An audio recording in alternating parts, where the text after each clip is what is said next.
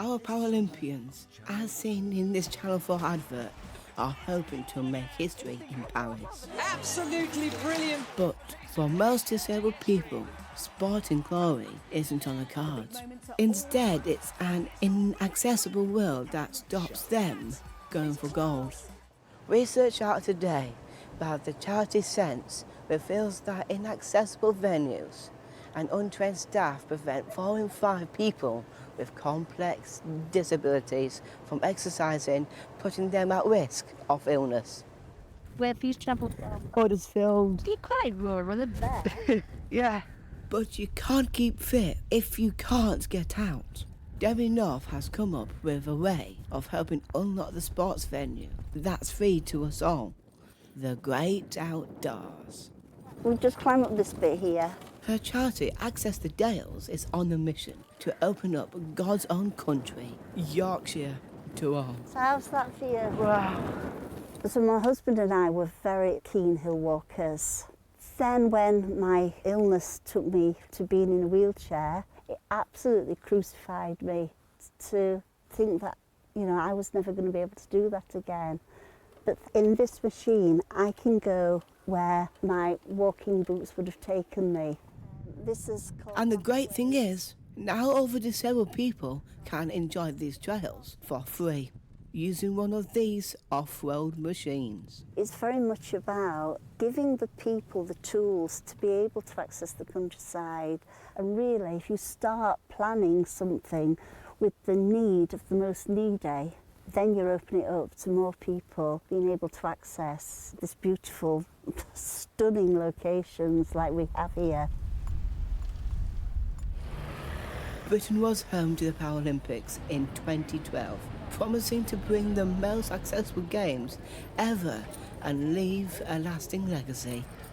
I've made my way to the host city, London, to find out whether that legacy lives up to those promises today. And it's pretty clear there are still lots of barriers in the way. Well, because there's only about a third of stations that are fully accessible from the street all the way to the tube car itself, having additional skills like being able to use escalators and stairs are really, really useful. Mind the gap between the train and the platform. Pete Donnelly hasn't let an inaccessible world hold him back. In fact, he's turned No Go London into a business, teaching wheelchair skills to help people tackle barriers. What is needed for accessible public transport? Real commitment from the transport providers and commitment from the government as well.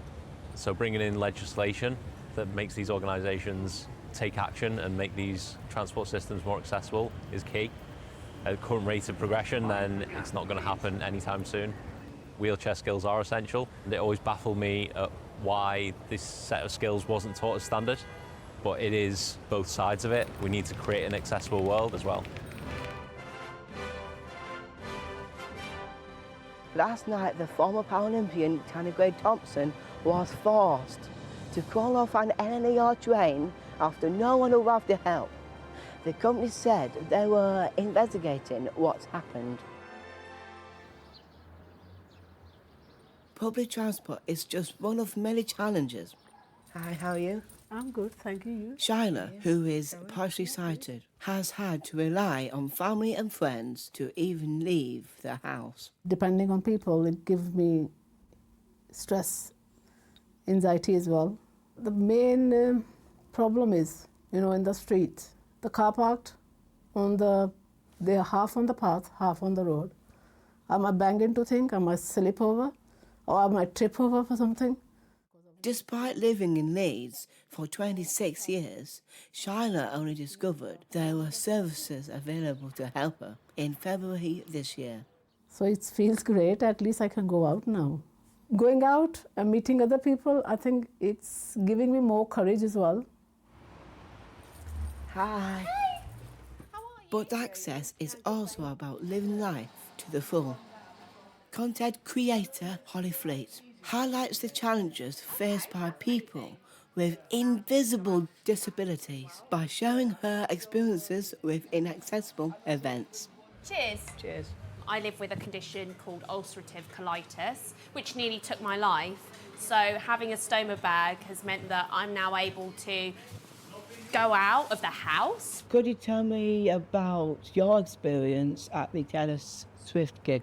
I had, already concerns, but I kind of hope that people will understand if I explain it to them. And also I wore a sunflower lanyard that explains I have a hidden disability. It was just really, really overwhelming and quite stressful for me because, it was really hard to get out of the crowd to get to the toilet, and a lot of people were like knocking on the door furiously when I was in there being like, come on, hurry up. It makes you really anxious because for me, it's for and many other stoma bag wearers, that's kind of our sacred space. We do want to go and have fun, and we do want to wear nice clothes, and we do want to do things like everybody else does. How do we make this better? How do we make this more inclusive? How do we make this enjoyable for everybody? 12 years after London's Paralympics, accessibility and attitudes towards disability still fall short. As Team GB head to Paris, maybe this time we can seize this moment to ignite lasting change across the UK.